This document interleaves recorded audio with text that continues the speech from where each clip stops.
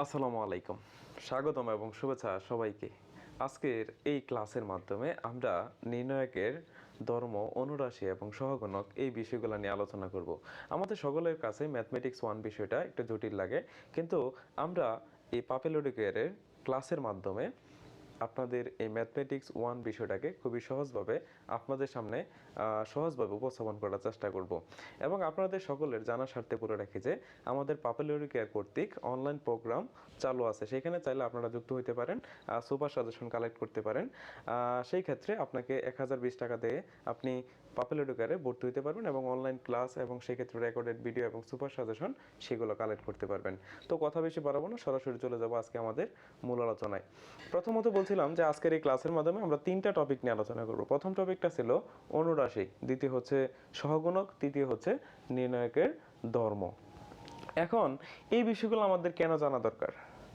কারণ অতি সংক্ষিপ্ত প্রশ্নের মধ্যে আপনাদের যে নির্ণায়ক থেকে যে অতি সংক্ষিপ্ত প্রশ্নগুলো আসে, অতি সংক্ষিপ্ত প্রশ্নের মধ্যে আপনাদের একটা নির্ণায়ক দেওয়া থাকে, সেখান থেকে বলে যে অনুরাশি বের করো অথবা সহগুণক বের করো। এরকম প্রশ্ন আপনি পাবেনই, হয়তো বা ডাক চেঞ্জ করতে পারে, কিন্তু এই প্রশ্নগুলো আপনি পাবেনই অতি সংক্ষিপ্ত প্রশ্নের মধ্যে। এবং নির্ণায়কের ধর্মগুলো এই কারণে আমাদের জানা দরকার, কারণ হচ্ছে আমরা যখন আমাদের এই নির্ণায়ক অধ্যায় থেকে রচনামূলক প্রশ্নগুলো নিয়ে সমাধান করতে যাব, সেই ক্ষেত্রে আমাদের অবশ্যই নির্ণায়কের ধর্ম জানতে হবে। না হলে আমরা কিন্তু ওই বড় বড় যে ম্যাথগুলো আছে আমাদের, সেগুলো আমরা সলভ করতে পারবো না। তো চলুন, প্রথমত হচ্ছে অনুরাশি। অনুরাশি বিষয়টা কি? আচ্ছা, অনুরাশি বিষয়টা হচ্ছে, আমি প্রথমত একটা নির্ণায়ক লিখে নিচ্ছি আপনাদের বোঝার স্বার্থে। A1 B1 C1, A2 B2 C2, A3 B3 C3। আচ্ছা, অনুরাশি সংজ্ঞাটা হচ্ছে এরকম: কোনো একটা নির্ণায়কের কোনো উপাদানের ওই সারি এবং ওই কলাম বাদ দিয়ে বাকি উপাদানগুলো নিয়ে গঠিত নির্ণায়কটি হচ্ছে ওই উপাদানের অনুরাশি অথবা অনুরাশি বলতে পারেন, মাইনর। আচ্ছা, এখন বিষয়টা হচ্ছে, আমি A1 এর বিষয়টা চিন্তা করি। A1, তা দেখেন A1 এর অনুরাশি কি হয়? সমান সমান, আমি সংজ্ঞার মধ্যে বলে রাখছিলাম যে অনুরাশি বিষয়টা হচ্ছে কোনো একটা নির্ণায়কের ওই উপাদান এর যে সারি আছে, যে কলাম আছে, এটা বাদ দিব। বাদ দেওয়ার পরে বাকি যে নির্ণায়কটা থাকবে, এই নির্ণায়ক নিয়ে গঠিত যে উপাদানগুলো থাকবে, সেগুলো নিয়ে যে গঠিত নির্ণায়কটা হবে বা যে নির্ণায়কটা গঠিত হবে, সেটাই কিন্তু ওই উপাদানের অনুরাশি হবে।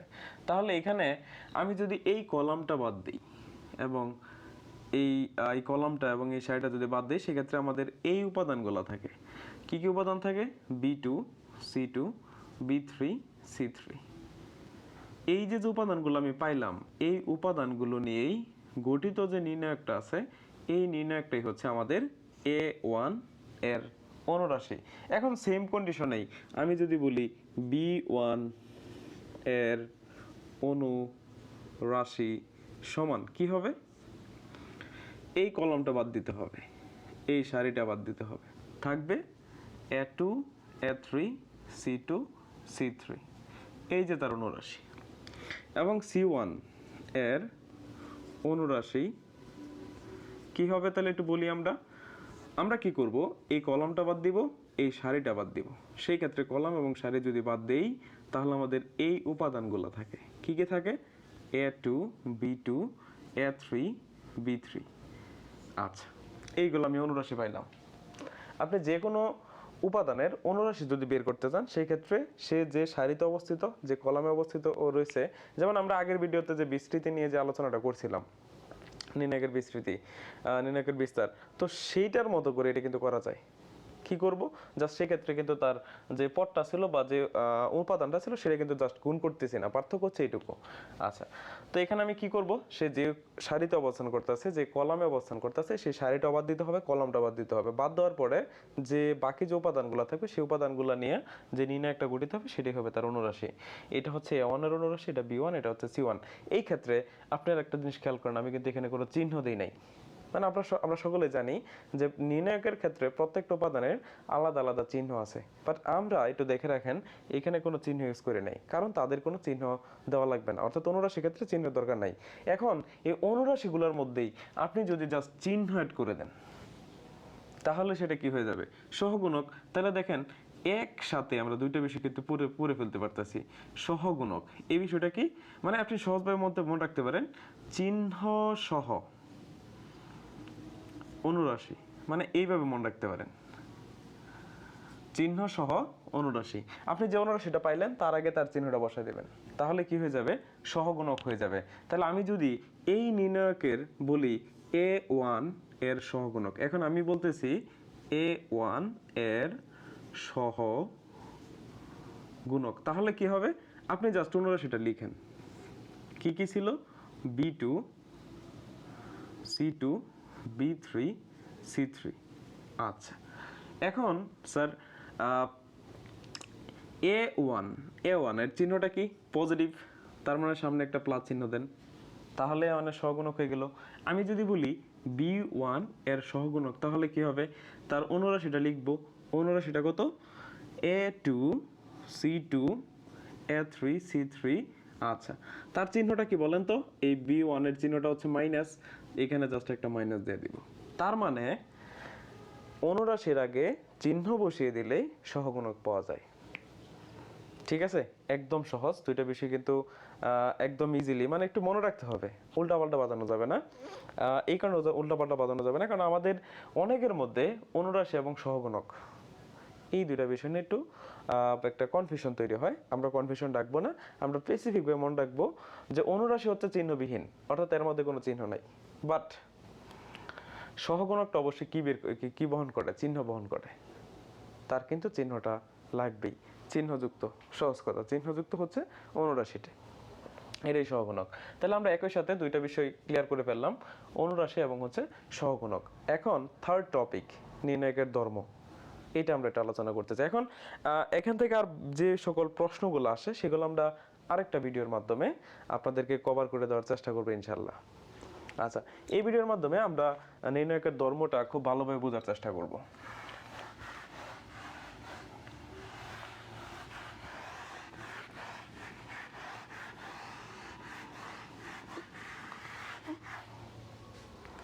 আচ্ছা, নির্ণায়কের ধর্ম,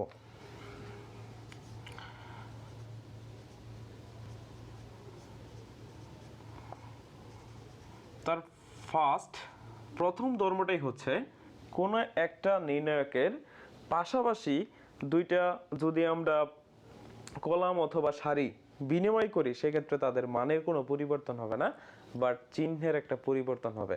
আবার বলতেছি যে পাশাপাশি দুটি কলাম বা সারির স্থান বিনিময় করলে মানের কোনো পরিবর্তন হয় না, কিন্তু চিহ্নের পরিবর্তন হয়। সাপোজ আমরা এখানে ডি একটা নির্ণায়ক চিন্তা করি, সাপোজ এরকম চিন্তা করতে পারেন A B C D E F G H I, এটা একটা নির্ণায়ক আমি চিন্তা করলাম।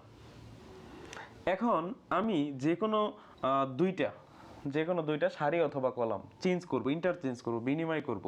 মানে আপনি এটা দেখেন, এটা হচ্ছে 1 নং কলাম, এটা হচ্ছে 2 নং কলাম, আপনি ইন্টারচেঞ্জ করলেন, অর্থাৎ C2টাকে এইখানে নিয়ে আসলেন, C1টাকে এখানে নিয়ে গেলেন, তাহলে সেটা ধরলাম আমি ডি প্রাইম নির্ণায়ক। তাহলে সেক্ষেত্রে কি হচ্ছে, বিই এইচ চেঞ্জ করছে এবং এটাকে এখানে নিয়ে গেছি, তাহলে এ ডি জি আর এখানে সি এফ আই। তাহলে এই নির্ণায়ক দেখেন আমি এটাকে স্থান চেঞ্জ করছিলাম, সেক্ষেত্রে তাহলে আমাদের নির্ণায়কের মানের কোনো পরিবর্তন হবে না, অর্থাৎ এইটার যে আপনি মানটা পাবেন এইটারও কিন্তু সেম, মানে একই মান পাবেন। ঠিক আছে, আচ্ছা, বাট একটা সমস্যা আছে স্যার, সেই সমস্যাটা হচ্ছে চিহ্নটা পরিবর্তন হয়ে যাবে, চিহ্নটা পরিবর্তন হতে হবে। সেক্ষেত্রে আমি বলতে পারি D is equal to minus D prime. ঠিক আছে, তার মানে আমরা প্রথম ধর্মটা বুঝতে পারলাম, যদি আমরা নির্ণায়কের ক্ষেত্রে কোনো একটা সারি অথবা কোনো একটা কলাম ইন্টারচেঞ্জ করি সেক্ষেত্রে তার চিহ্নের পরিবর্তন ঘটে যাবে, মানের কোনো পরিবর্তন হবে না, বাট চিহ্নের পরিবর্তন ঘটে যাবে, প্লাস থাকলে সেটা মাইনাস হয়ে যাবে। নাম্বার 2, 2 নম্বর যে ধর্ম, 2 নম্বর ধর্মটা হচ্ছে কোনো একটা নির্ণায়ককে তাদের যে সারিগুলো আছে এই সারিটাকে যদি আমরা কলামে কনভার্ট করি বা কলামগুলোকে যদি আমরা সারিতে কনভার্ট করি, সেই ক্ষেত্রে আমাদের নির্ণায়কের কোনো মানের পরিবর্তন হবে না। নির্ণায়কের সেক্ষেত্রে মানের কোনো পরিবর্তন